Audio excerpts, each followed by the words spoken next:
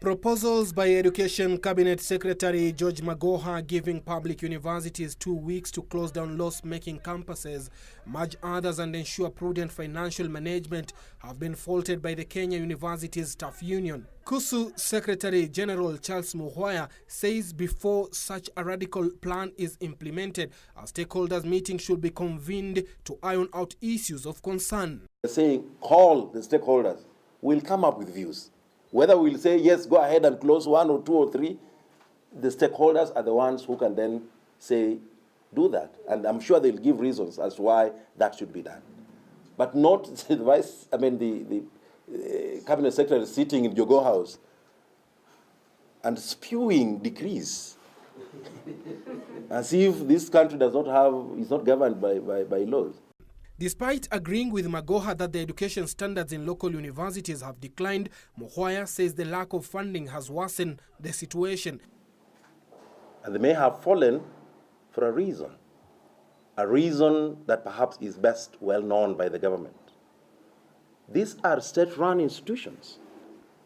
If they are state-run institutions, you must fund them as the government from the exchequer. If you don't fund them, where do you expect them to get money and run? And even if they must get money from their own sources, you must free them to do that. You must give them that free hand to do that. Mukwaya calling on the government to conduct a census of staff at institutions of higher learning operating in the country before concluding that they have a bloated workforce.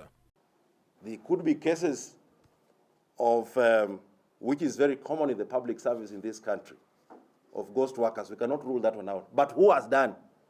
Who has carried out? Nobody has carried out. So if the government were telling us that, and they have carried out a clear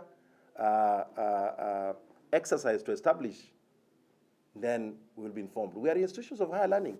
Why do we make pronouncements without having carried out enough investigation to verify impeccably the information on the ground before we make pronouncements like the ones that are being made? The union has at the same time faulted a proposal to employ workers strictly on contract terms, saying it goes against labor laws. The labor laws do envisage that social partners will engage in collective bargaining on such a matter rather than have an executive decree that may lead to unforeseen repercussions. We therefore caution that there is need to make proposals, suggestions, and even changes strictly within the law.